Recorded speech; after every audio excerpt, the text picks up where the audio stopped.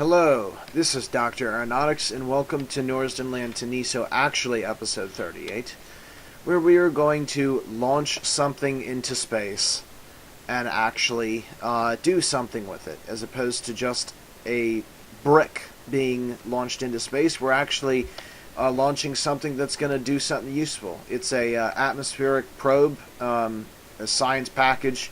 It's going to go into space up to about hopefully above 200 kilometers, and then it's going to re-enter and then splash down a few hundred miles off the east coast here, and then we're going to recover it. And I just forgot, I need to get my recovery vessel, so before anything else happens, I need to, I guess, warm up the train, and then while the train is warming up, I can show you guys the countdown schedule. Okay, so while that's warming up, so here's the entire countdown that we're going to be doing. So starting at T-minus 37 hours, we confirm that the pad warning system's green, and then we move the rocket to the pad, and then do more confirmations, connect power, check on a few things, close some stuff, and then begin to start the rocket up, make sure everything is okay, and then of course issue the sirens, and eventually do ignition and final liftoff. Okay, the recovery boat is in a position where we can go ahead and use it now. So now I'm going to reference the countdown clock that I have, or not the countdown clock, but the actual countdown, and then we'll go from there. I'm not liking the frame rate. Something's going on that wasn't going on last time. Again. It's always right before rocket launch the frame rate drops. Okay, so we're beginning the countdown now. It launches in a couple days at 9 a.m., barring any weather conditions or anything else that could cause us problems.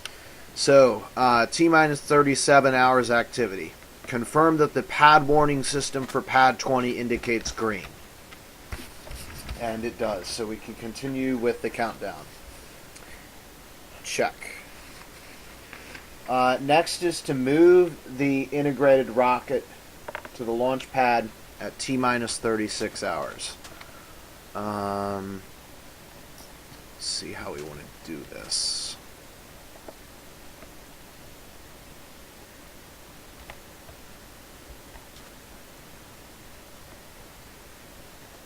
Looks like we want to shift the rocket over by one to the right, and yeah,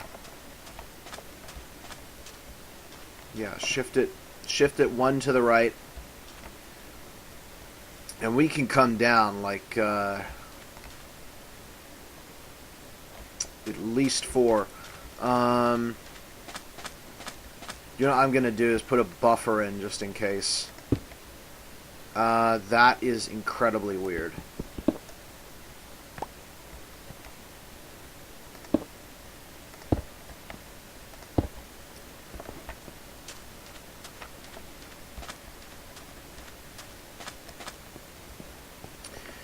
Alright, and now we'll get on the crane and go ahead and move the rocket.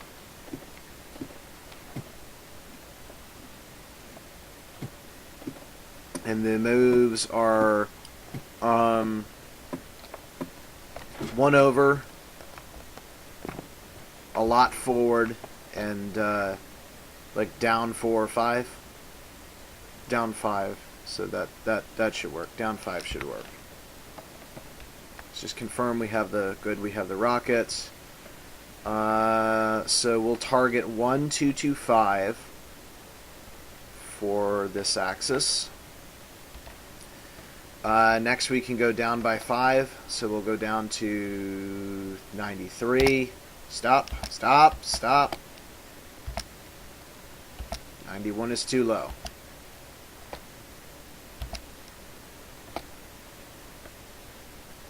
Okay, 93. Keep moving this thing over. Oh, please no. It's doing that again. I cannot stand the limitations in this mod. It is so annoying.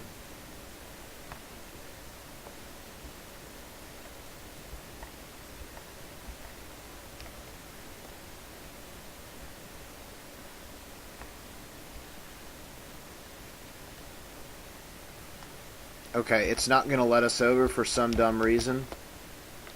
So I guess we're going to have to go up one to 94. Why are we still not being let over? What the heck is in the way? Okay, there should not be anything impeding the crane's movement now. This is ridiculous.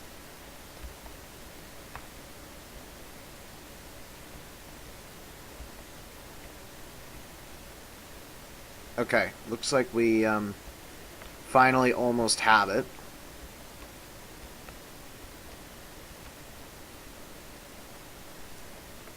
Except we're at 1226, which is a bad number. We can't be at 1226 because the rocket will connect, and that's very bad. So let's go ahead and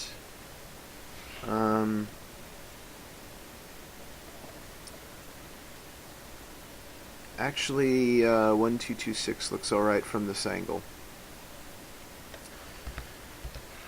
Okay, let's try to set the rocket here.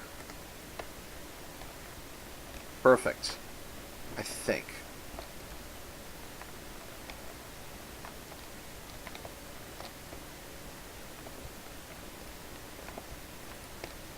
Alright, and now we just have to simply move the crane out of the way. But you know what? First I want to check on the positioning and make sure that we're not screwing up in any way. Yeah, this is way higher than it should be. We should be going down a lot more.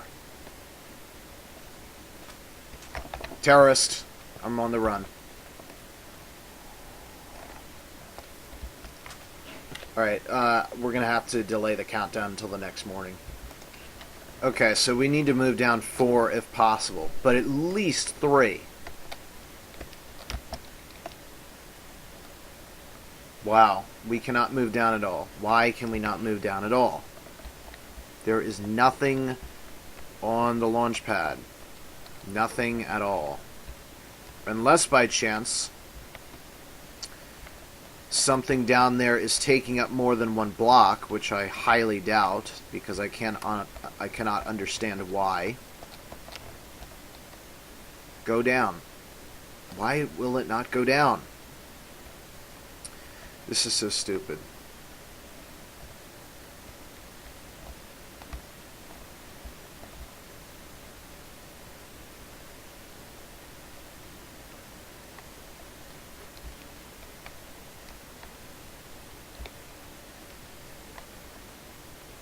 Man, what is this thing's problem about going down further? There is no part of the rocket that's touching the ground.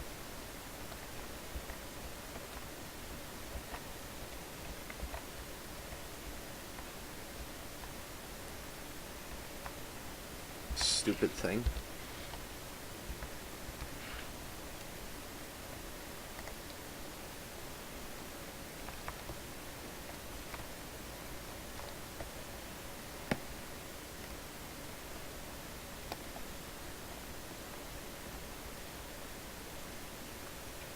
Alright, that looks good aside from how high up it is. So I'm going to go ahead and disconnect the rocket. This should be good enough. And drive the crane back into the shed. I'm sorry, by shed I mean orbiter processing facility.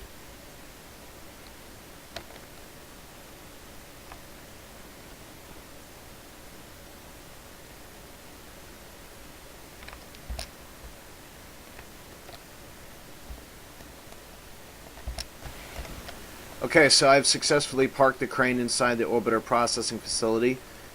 So the... or have I?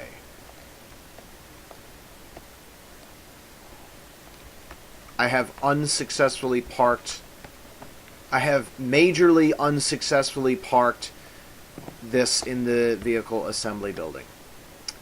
Lovely. Okay, so the crane is parked a mere day and a half later, so that's finally done. So now we have to attach the rocket to the holding structure.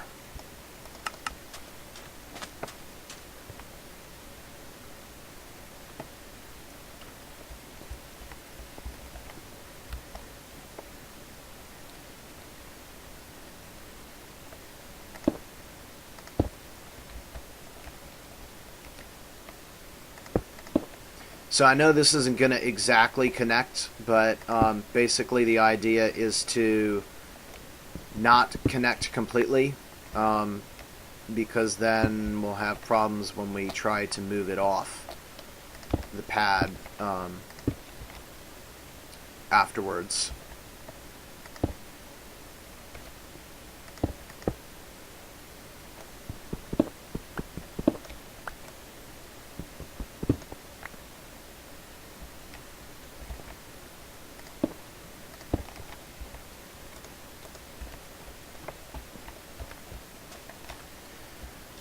So there we go, that's done. Done.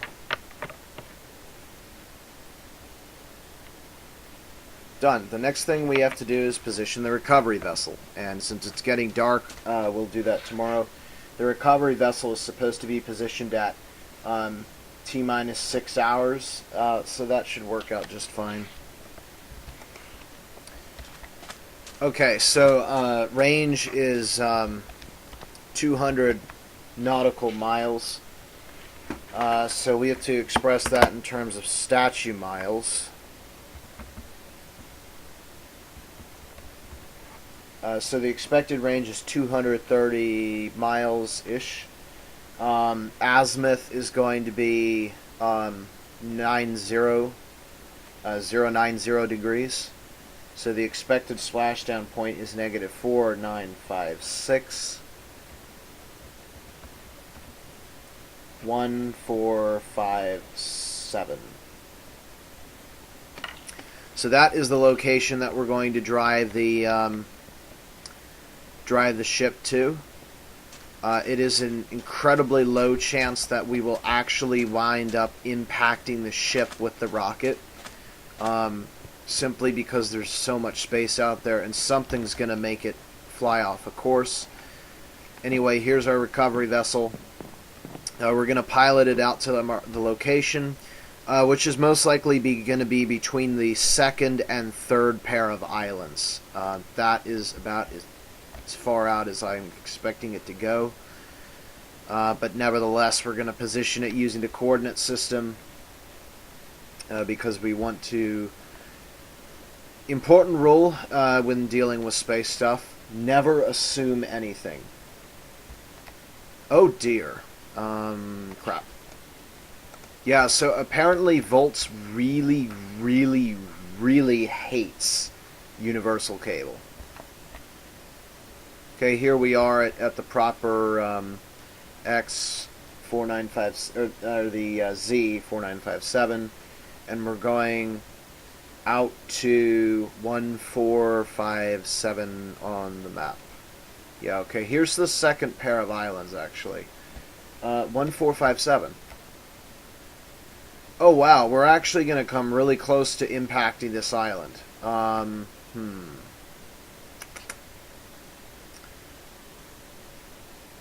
Yeah, that might be a little bit interesting.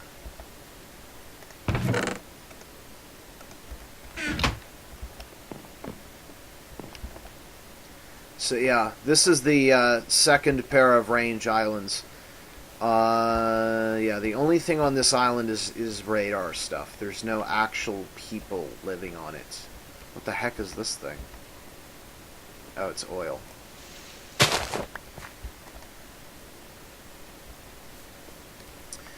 Just gauge my bearings because this place looks a lot different than the closer in coast.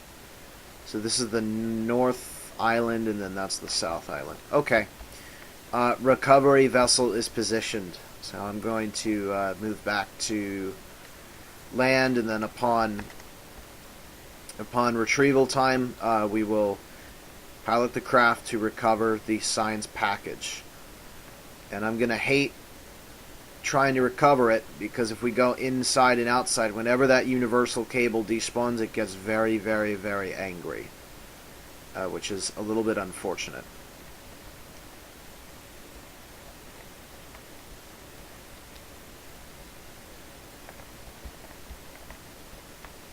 Go ahead and squeeze this through the channel here.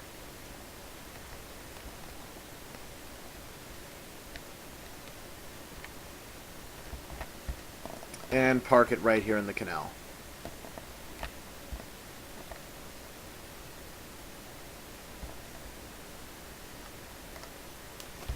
Lovely.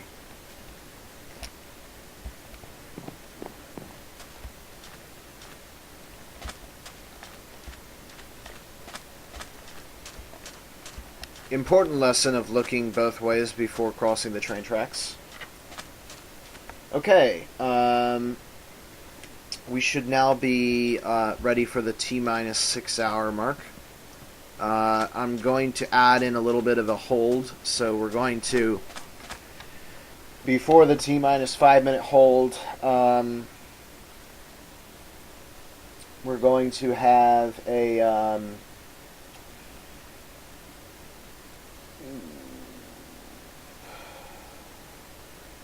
yeah, I'm going to have to put a hold in between T-minus 3 hours and T-minus 12 minutes. T-minus 6 hours. Confirm that the pad warning system... Wait a minute, no. T-minus 3 hours, 50 minutes. Confirm that the pad warning system indicates green. We're green, so we can proceed. Check. Connect launch pad power.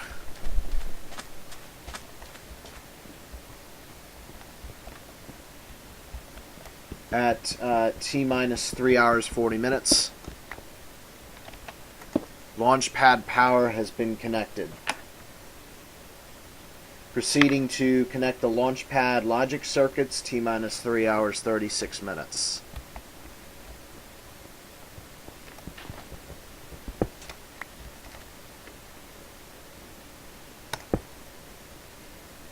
Okay. Launch pad logic circuits are in place. Now I am to issue the pad warning system yellow status.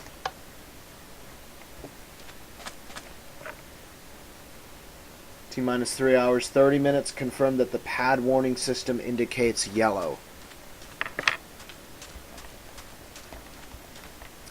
And the pad warning system indicates yellow. So we are go on that parameter. The next thing would be to close the access gate, so I'm running to get some material to take care of that.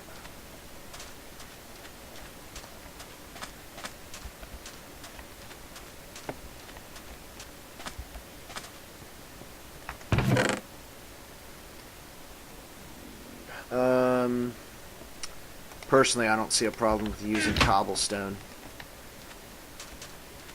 Probably pretty good fence-like making material. And actually, you can make a cobblestone wall, I think.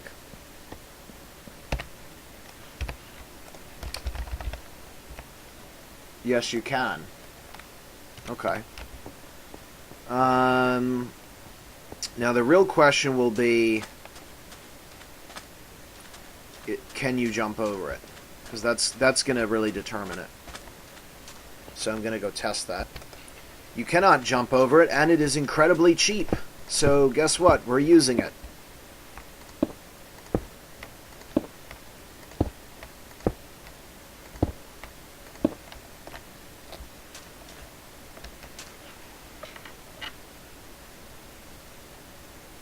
T-minus 3 hours. The pad access gate has been closed.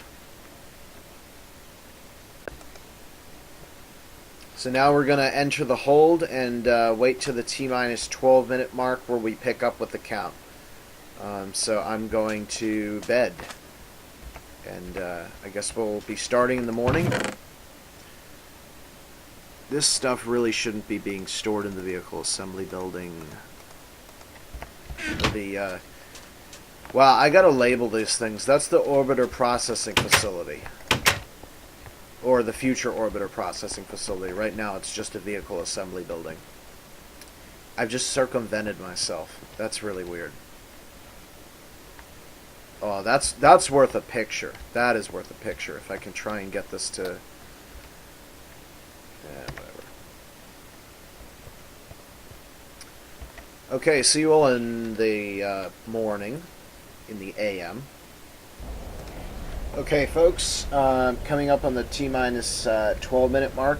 At T-minus 12 minutes, we will be activating the data logging ground equipment that we're going to use to log the science package as it goes through space. And that's T-minus 12 minutes, so we're going to go ahead and load in the monitor. And we're going to real time on altitude, airspeed, free stream temperature, and pressure.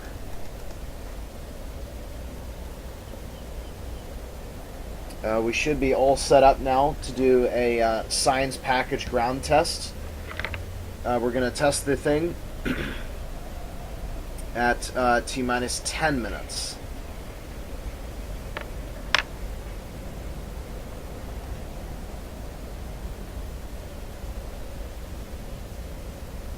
So until then, I guess.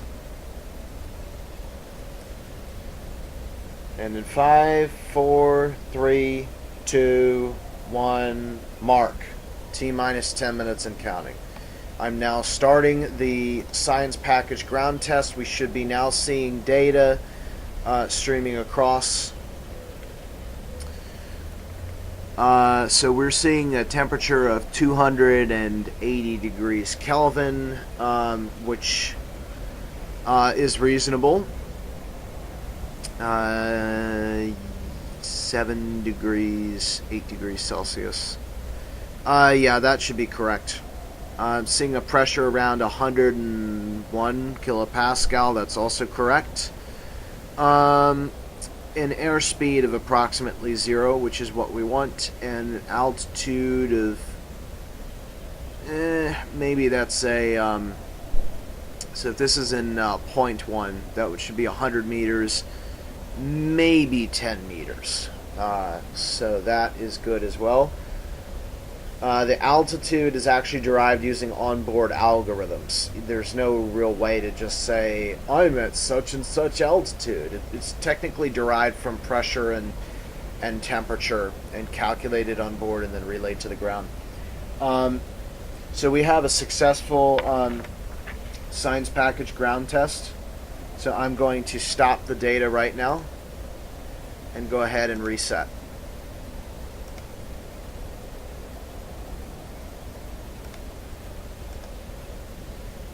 Okay, so at T-minus 7 minutes, I will be loading the autopilot into the autopilot program into the rocket so that it can move properly. 3, 2, 1, mark. T-minus 7 minutes and counting.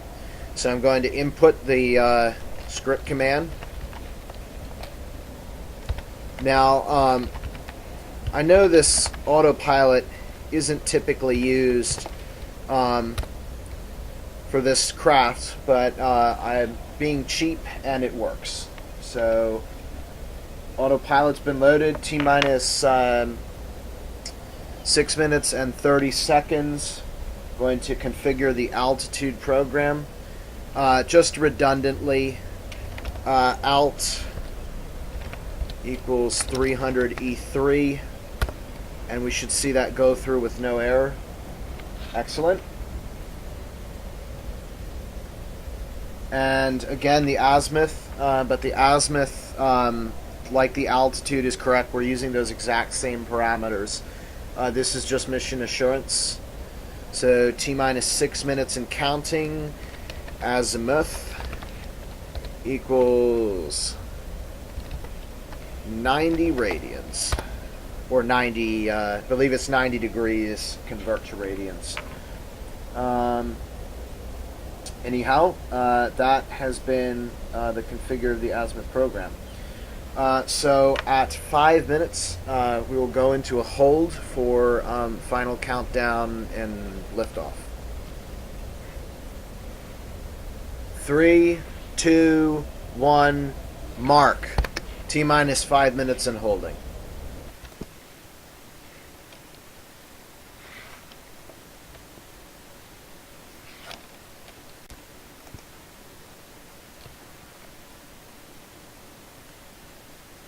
Okay, so we're going to be running the go no-go polls right now to see if we are ready. Okay, so the boat is in the water. There should be nothing on the pad. We checked that the range light was good, so that's good as well. There appears to be nothing on the pad, which is also good. Everything looks fine there. Rocket looks fine. And I have nothing against launching. And right now the weather looks fine as well. So let's run through the go-no-goes. Range, go. Recovery, go. Pad, go. Payload, go. Rocket, go. Launch Control Center, go. Weather, go. And we have a go for launch. So we're going to be picking up the count momentarily.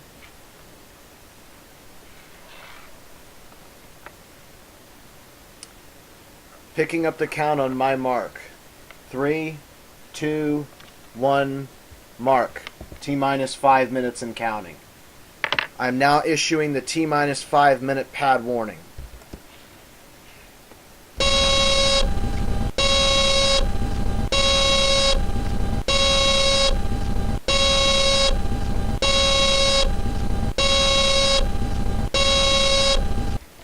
Danger. Clear the Pad 20 launch area now. Clear the Pad 20 launch area now for your safety. At T-minus 3 minutes, range control is going to arm the launch sequencer. And at that point, we should now identify that the pad warning system has gone red.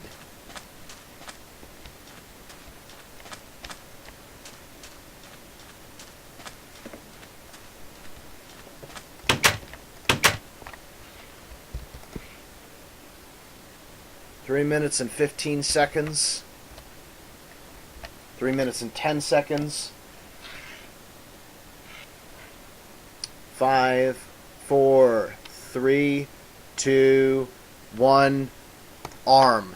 The Launch Control Center has now armed Pad 20. We are T-minus 3 minutes and counting. T-minus 3 minutes and counting. Now we need to quickly confirm that the pad warning system indicates red.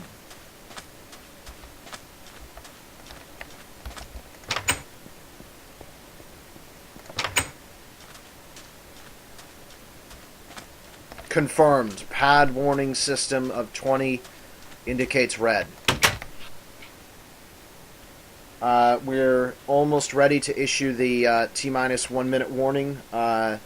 We'll actually be issuing that at T-minus 90 seconds because it has a run time of approximately 30 seconds that we want to make sure that we do. And now all we need to do is press that button and then this thing will light up and go sky high. Or actually I should say space high because it's gone into space. T-minus 2 minutes and counting. This is Star Dune Launch Control Center. We're now coming up on T-minus 90 seconds. Issuing the T-minus 1 minute pad warning.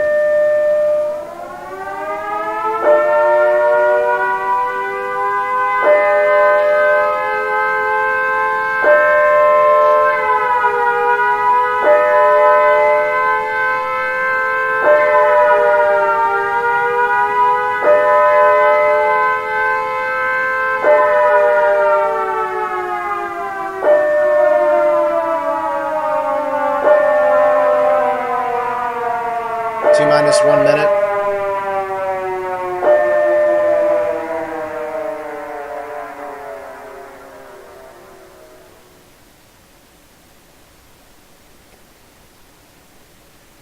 T minus 45.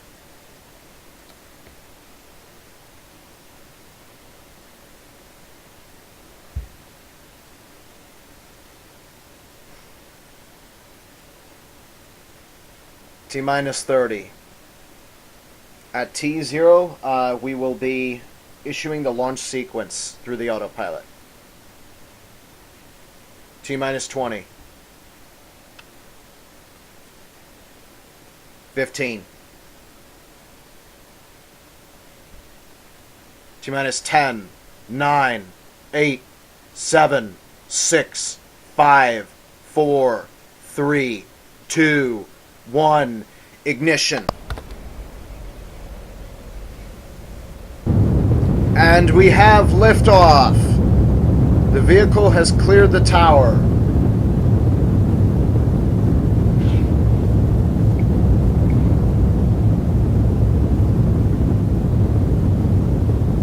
T minus 5 seconds, or T plus 5 seconds, or rather T plus 10, T plus 15. Not too good at this. T plus 20.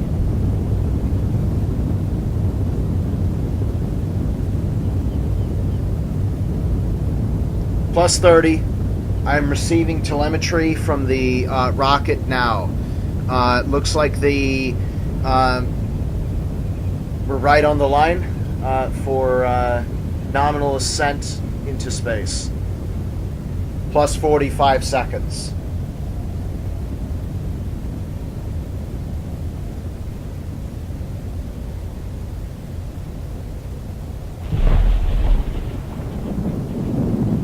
We've just passed the region of maximum dynamic pressure, and the vehicle is supersonic. T plus 1 minute, I'm now issuing a read command to the science package, and we have data flowing. Right now it says we're at 15 kilometers at 500 meters per second, and the free steam temperature is currently 166. Looks like I'm misreading that improperly. 219 degrees Kelvin, and the static pressure and dynamic pressures are trailing off as expected. T plus 90 seconds.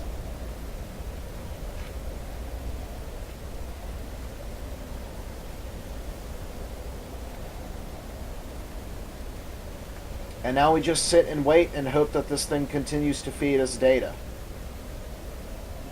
The flight will be approximately 15 minutes long. T plus 2 minutes. Okay, so the temperature has rebounded. I can tell that the engines are still firing because the airspeed is increasing. We're now approaching 2 kilometers per second right then.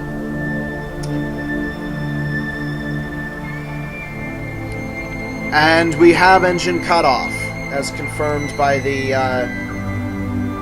speed graph.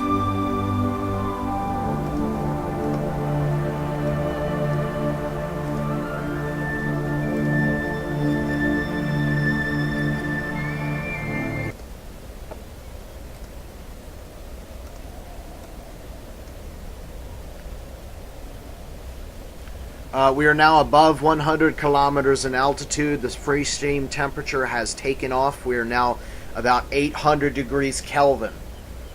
However, the pressure has dropped off to just a few pascal, so I would not be concerned about that high temperature, assuming that the craft can radiate, and of course it's black, and we shouldn't have any concerns with that.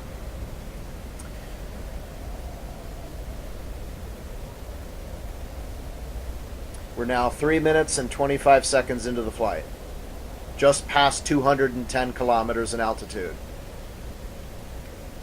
So we have actually hit our mission goal in terms of altitude. We have surpassed 200 kilometers.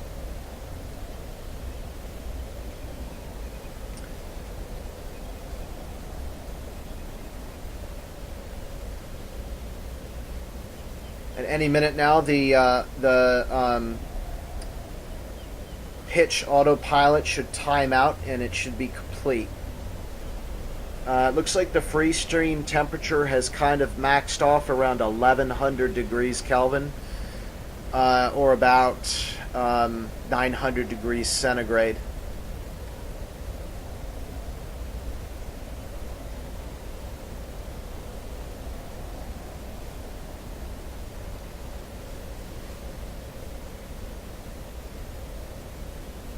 Altitude is now 240 kilometers. We have now surpassed the original launch mission to become the highest flying space mission of Norsden Land to date.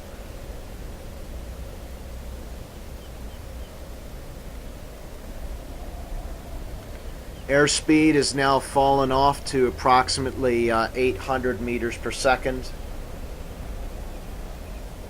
Altitude is now 300 kilometers. That's 300.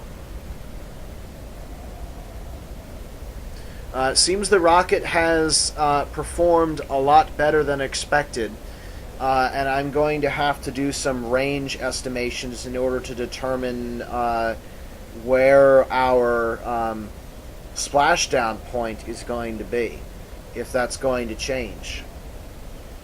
There shouldn't be any issues with the science package. It's designed to survive the water for several days, so we were not going to lose it like we lost the launch mission in recovery. We're now 5 minutes and 40 seconds into the flight, and it looks like we're coming up on apogee.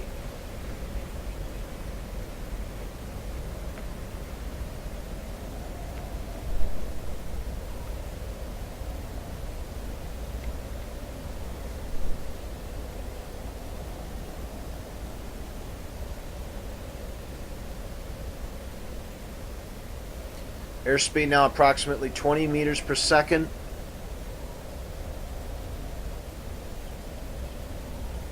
Pressures right now are coming in as low as 3 times 10 to the minus third pascals. Now I'm coming down to 1 times 10 to the minus 3 pascals. We have confirmation of apogee. Final altitude was approximately 325 kilometers.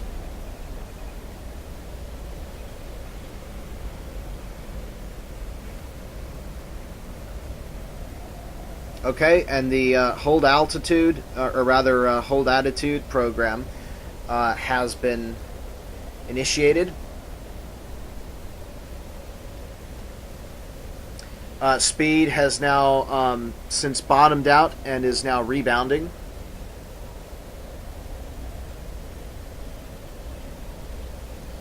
And we have gone down to about 100 meters per second, and we are now back up to about 650 meters per second on the way back down. Temperatures maxed at 1100 Kelvin, approximately 1150 Kelvin. They're coming back down. As of now, on both of our pressure transducers, we currently register 0 pressure. So there is no data from the pressure sensor, most likely because at 330 or so kilometers in altitude, we would be so high that we wouldn't be getting any sort of reading on the system when it's that high up. We're now coming into 8 minutes into the flight.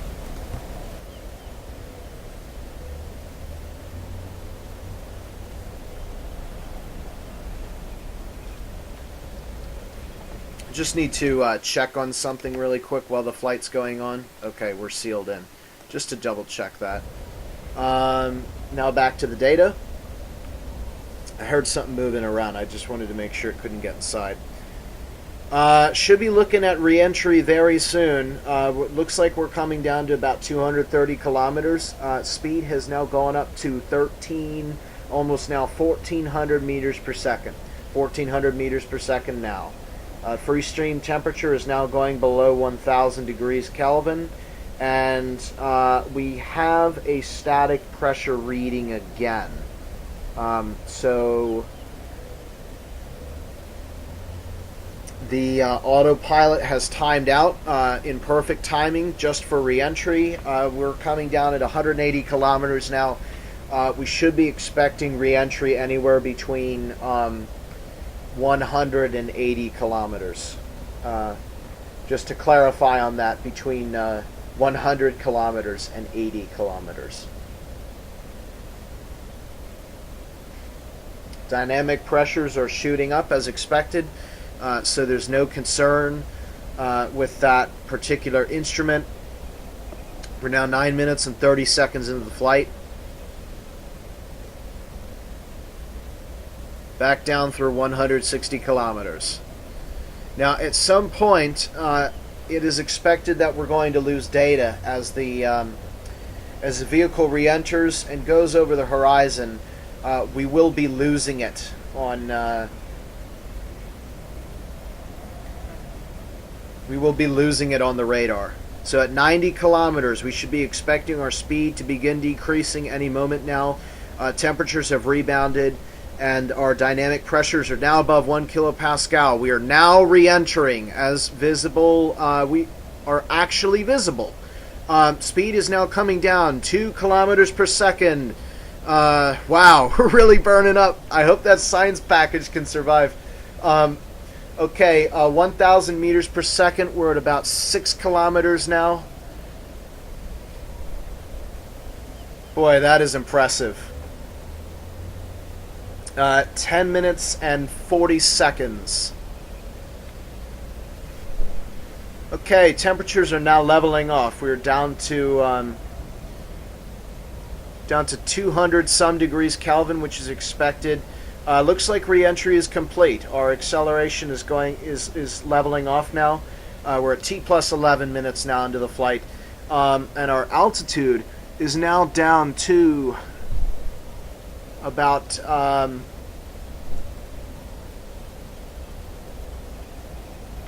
looks like about 50 kilometers. Okay, I'm seeing some objects up in the sky. Just try and look at those, figure out what we're looking at. Looks like maybe some pieces of the rocket that came down. I wish I could change the field of view, but that could end up crashing the game.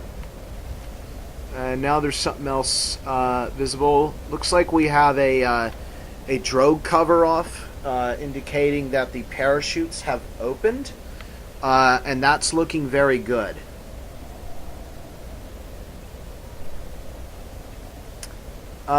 Something has to be wrong with our altitude indicator right now, unless, yes, it's going by fives. That's it. So 80, 60, 40, 20, 10. We're about to land. As evident by our pressure indicator, we're now at 60 kilopascals. Yes, some things are beginning to splash down into the ocean now. And I wouldn't be surprised if we get data loss. Yes, looks like we have loss of signal, as expected. So now the recovery effort will ratchet up. Okay, so now we're going to get started recovering the package. Total time of flight was 12 minutes and 40 seconds. And as visible on the tracking camera, thanks to our tracking and data, what is that called again? Spaceflight tracking and data network. We were able to tell that the angle was high, and although it was the proper direction, the angle was very high, and it shot the engines much more up than it did out. So the range is going to be short, and it should be in this. Hang on.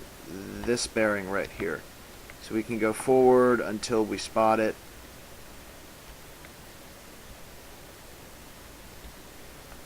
Oh, except it's probably going to crash my game again because I'm going to leave that universal cable is going to despawn, and the game will get very angry.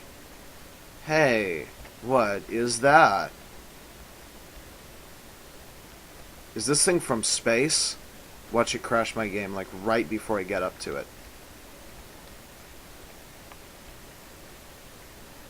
Here it is. The science package from space. It's sitting here floating in the water. Obviously, we can't recover it with this tiny little tyke boat. So we're going to have to go forward to the main recovery boat, which is positioned over here, and go ahead to pick it up. So far, I haven't crashed, and I'm somewhat happy about that.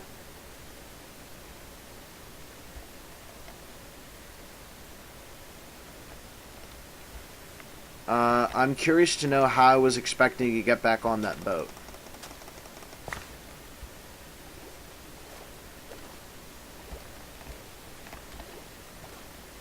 So with no ladder or anything, it's impossible to get there.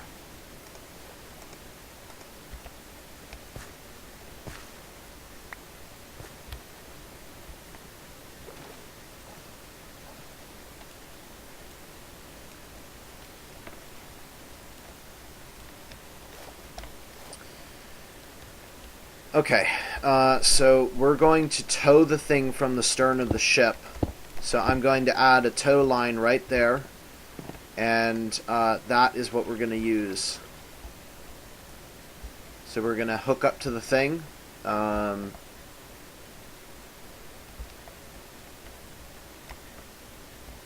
See if we can go ahead and grab this thing. Wow, that is a perfect approach.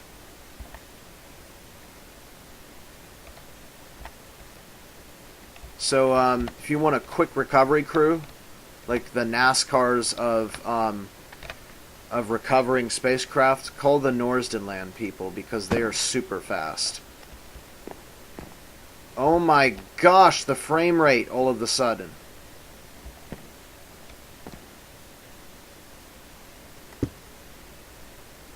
Okay, we should now have the system hooked up. Perfect, and now we're towing a spacecraft. Lovely.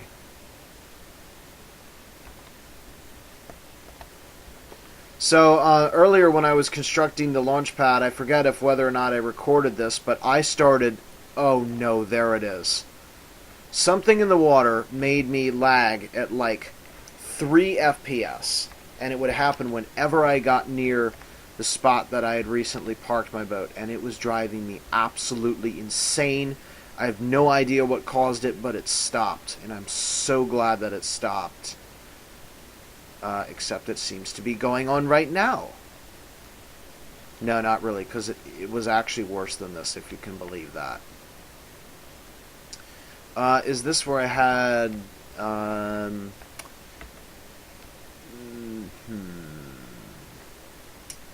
Yeah, I want to take this thing to the visitor center. And if I want to do that, I should probably go this way because there's easier rail access from this direction. Man, what the heck lag? Oh my gosh. Please stop.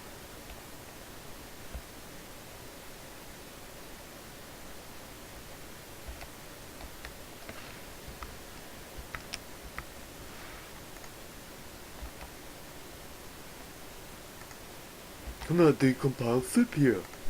Cannot decompile zip here.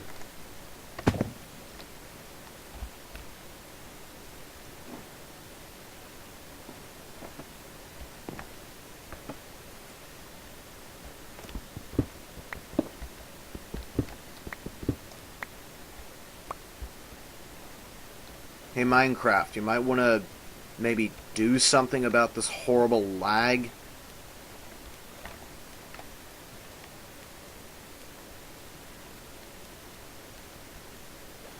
Okay, and then from here, we should be able to drag the thing up out of the water using tow cables simulated by this, which I'm going to now stop the video because I cannot stand this frame rate and I can't work with it. Okay, so here it is on the roof of the visitor center. This is where it's going to stay. It's going to be here for people to see it and view it and check it out. Of course, it's accessible by train. There should be some sort of roof access inside. Yes, there very much should be. Let's see what we can do about that. Okay, I'm going to pause the video again because the lag hasn't fixed itself and it's starting to make me very scared and very angry at the same time. Okay, we've got roof access now. So there was plenty of room right here. So I just made a way right up to the roof. And now people can see this thing. It's done now. I've decompiled all the data. And I